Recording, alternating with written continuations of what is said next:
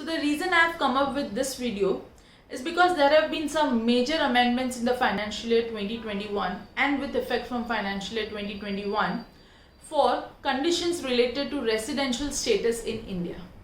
So what are the conditions to be fulfilled in order to determine the residential status in India?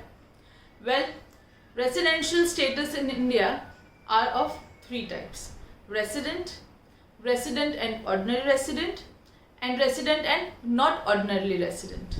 Now, in order to determine whether you are a resident or a non-resident, we will get to condition 1, that is the basic condition.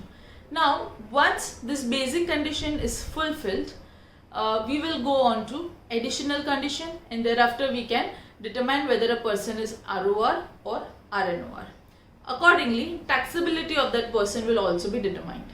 Now, few important points before we start this. Residential status is not equal to citizenship status. Citizenship status and residential status are two different things. Even a person of foreign origin can be a resident in India in a particular financial year.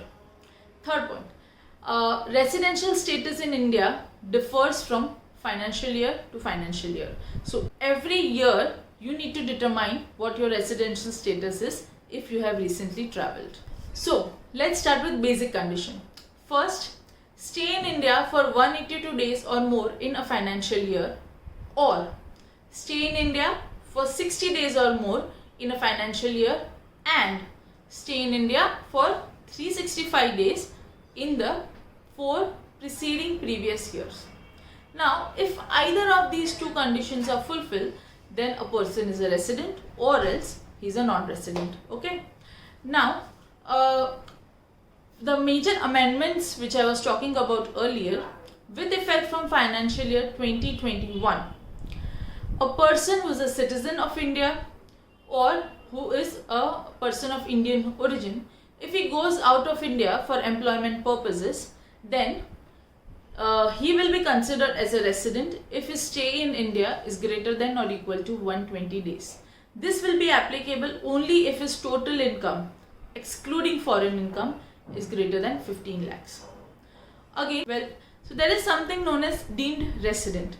This concept was included for those people who travelled a lot abroad and they were able to take the benefit of non-resident status in all the countries or all the continents they used to travel and ended up paying tax nowhere, right? So basically now, if you are a resident, so basically now, if you are a citizen of India or a person of Indian origin and your income other than foreign income is greater than 15 lakhs and your status and you have not earned any income in any foreign country, then your status is deemed to be resident in India and you are not liable to pay tax in any of the countries, then your status in India is deemed resident. After you have determined whether you are a resident or a non-resident, if you are a resident, now we need to determine whether you are ROR or RNOR. So let's go to additional conditions. Now the additional conditions are: stay in India for 730 days or more during the last 7 preceding previous years, and stay in India for and resident in India in at least 2 out of 10 preceding previous years. If both these conditions are fulfilled, then you are if both these conditions are fulfilled, then you are a ROR or else RNOR. Now again, coming back to the amendment, now with effect from 2021, if an Indian citizen or a person of Indian origin has gone out of India for employment, he will directly be considered as an ROR if his stay is greater than or equal to 182 days in that financial year, provided his total income is greater than 15 lakhs, excluding the foreign income. Also, last point, a citizen of India will be considered as a ROR with effect from financial year 2021 if he is a deemed resident in that financial year.